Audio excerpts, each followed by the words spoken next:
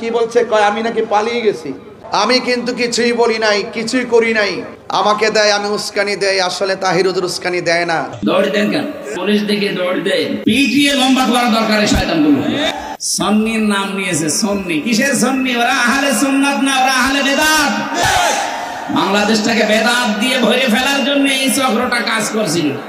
প্রশাসন এখন টের পেয়েছে। মাজারে আক্রমণ হচ্ছে, বিভিন্ন খানকায় আগুন ধরিয়ে দেওয়া হচ্ছে, কোনো ধরনের প্রোটেকশন নাই। প্রাতিষ্ঠানিকভাবে সুন্নিদের প্রতিষ্ঠানকে দখল করা তাণ্ডব লীলা চলছে। প্রশাসনের কোনো নজরদারি নাই।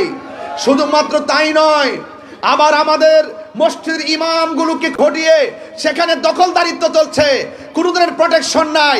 প্রত্যেকটা বিষয়ের ক্ষেত্রে যখন সুন্নিরা রুখে দাঁড়িয়েছে, তারা যখন পালিয়ে গিয়েছে, এক শ্রেণীর মানুষ এখন আমাদেরকে হামলা মামলার মাধ্যমে ব্যক্তিগত অ্যাটাক শুরু করেছে। কথা বলেন ঠিক কিনা?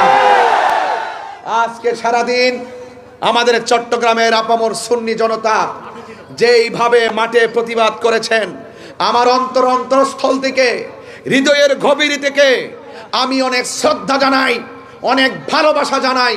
আপনারা যৌক্তিক দাবি করেছেন, আপনারা যৌক্তিক দাবিতে মাঠে প্রতিবাদ করেছেন।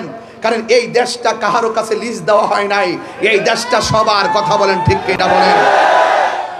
এই জন্য ভাইয়ের আমি প্রথমে এই কথাগুলো বলছি।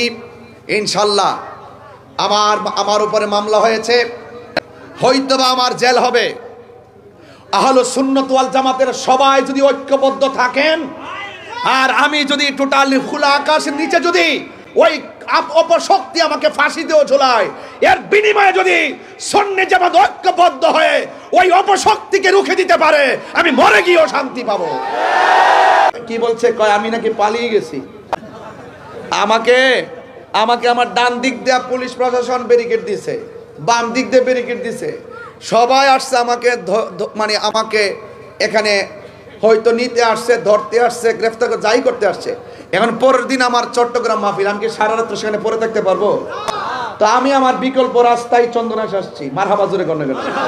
তো আমি আমার প্রোগ্রামে শান্তিপ্রিয় যেভাবে ভালো সেভাবে আসবো। কথা বলেন ঠিক কিনা? আমি অনুরোধ করব অনর্থক এই শান্তিপ্রিয়, ঘুমন্ত, অত্যন্ত শান্তিপ্রিয় সুন্নি জনতাকে ডিস্টার্ব করবেন না। আপনারা আপনাদের মতো থাকুন, আমাদেরকে আমাদের মতো থাকতে দিন। আপনারা শান্তিতে থাকুন, আমাদেরকে শান্তিতে থাকতে দিন। আমি প্রশাসনের বিরুদ্ধে নয়। আমি জানি প্রশাসনকে একটা মহল সর্বোচ্চ চাপ প্রয়োগ করে আমাকে মামলার আসামি করা হয়েছে। আপনারা সেই পরাধীনতা থেকে বেড়ে যদি না আসেন, তাহলে আপনারা দেখেছেন তো দিন শেষে কিন্তু এভাবে যদি চলতে থাকেন, তাহলে একদিন দেখবেন আপনাদের বিরুদ্ধে বহুত লোক বিভিন্ন প্রতিশোধের স্প্রে হাই মেতে উঠবে। আমরা আপনাদেরকে সেভ করতে চাই, আমরা আপনাদেরকে সহযোগিতা করতে চাই। সুন্নিদেরকে আপনাদের পাশে রাখেন, বাংলাদেশ পাল্টে দেব। কথা বলেন ঠিক কিনা? সুন্নিদেরকে প্রশাসনের পাশে রাখেন। ওরা গাদ্দারি করে না, ওরা বেঈমানি করে না, ওরা স্বার্থের জন্য আইন ব্যবহার করে না। ওরা সত্যকে প্রতিষ্ঠা করতে চায়, এই দেশটাকে সুন্দর করে সাজাতে চায়। অনর্থক আমাকে মিথ্যা মামলা দিয়ে হয়রানি করবেন না। এবং যারা মামলা করেছেন, অনুরোধ করব আপনারা নিশ্চয়ই আমাদেরকে স্বাধীনভাবে চলার সুযোগ দিবেন, ধর্মের কথাগুলো বলার সুযোগ দিবেন।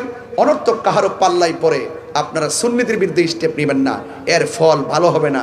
কারণ সুন্নিরা ওলি আল্লাহর পক্ষের মানুষকে যারা ডিস্টার্ব করে, তারা অতীতেও কোনোদিন ভালো থাকে নাই, ভবিষ্যতেও কোনোদিন ভালো থাকবে না। বেদাত যারা করে আল্লাহর কাছে এরা এত ঘৃণিত হয়ে যায়। নবীজি বলেন, যারা বেদাত আবিষ্কার করে, বেদাত মন্ত্রীকে কেউ সাহায্য করে, সহযোগিতা করে, ওর সাথে থাকে, তাকেও সালাম দেওয়া যায় না। আমি এটা বানালাম হাদিস। বেদাত মন্ত্রী যারা, তাদের সালাম দেওয়া যায় নেই। তাহলে ওদের বলেন তো, একটা মানুষ নামাজ পড়ে না, সালাম দেওয়া যাবে না? রোজা রাখে না, সালাম দেওয়া যাবে না? অথচ বেদাত যারা করে, নবীজি বলেন তাদের সালামও দেওয়া যাবে না। কত খারাপ তারা!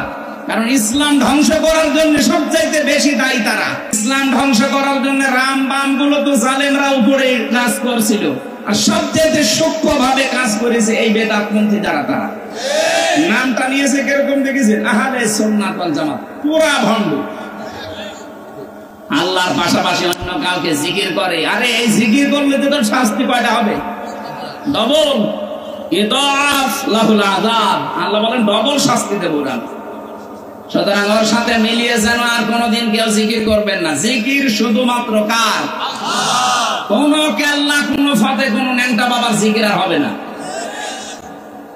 এই জন্য যারা খরচ করতে চান টাকা পয়সা,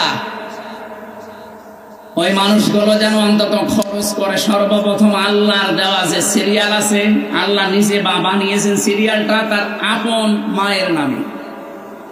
অনেকে ধর্ম মা পাতায়, নিজের আপন মার খবর নেই, ধর্ম মার বাড়ি সে টাঙ্গাইল, বছরে বছরে 10 বার করে যাচ্ছে না। এই সিস্টেম এলাকায় নেই। কিসের ধর্ম মা আপনার? আপনার আপন মার খবর নেই, আপনি ধর্ম মা পাতাইছেন সেই কোথায়, সে টাঙ্গাইল, সিরাজগঞ্জ, চলে যাচ্ছেন বছরে 5-7 বার। আপনি জাহান্নামে যাবেন।